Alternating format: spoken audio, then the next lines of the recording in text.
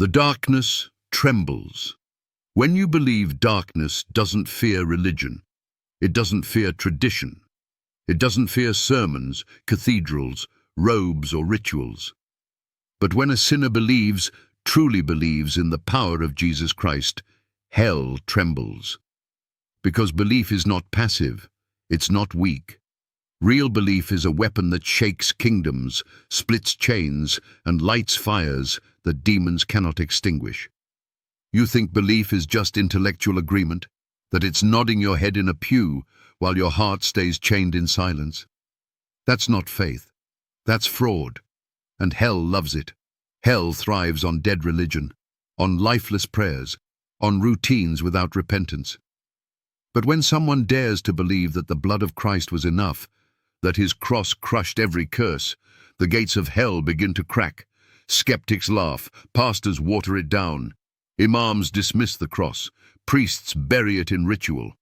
But faith, real, raw, reckless faith in the name above all names, terrifies darkness.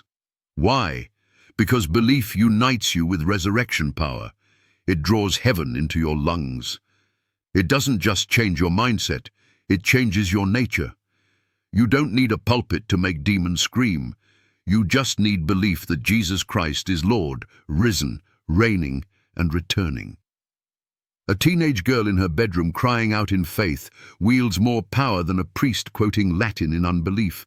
A former addict who believes he's been forgiven wields more authority than a preacher who never met Jesus.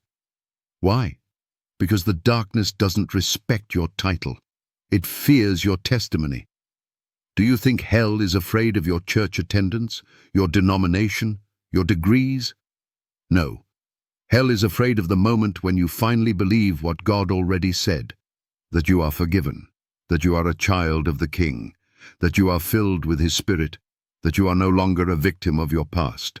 That moment, that belief, breaks chains, and Satan knows it.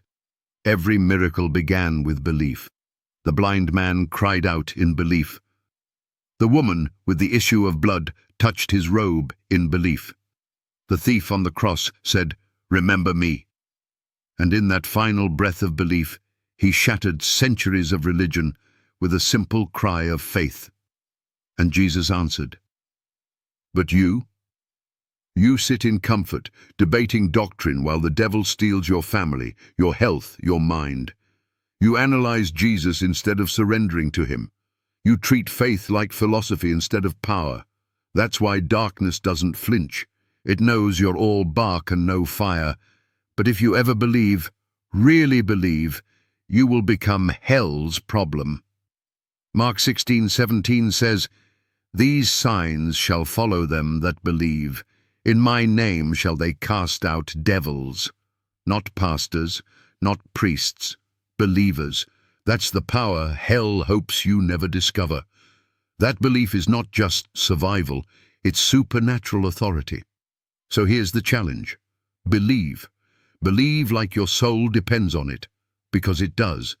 Believe like your family's freedom is at stake, because it is. Believe not in tradition, but in the living Christ who crushed death and walks with fire in His eyes. The darkness doesn't flee because you shout louder. It flees because you believe deeper. And when you finally believe, really believe, hell will remember your name, because you'll no longer walk in fear. You'll walk in fire.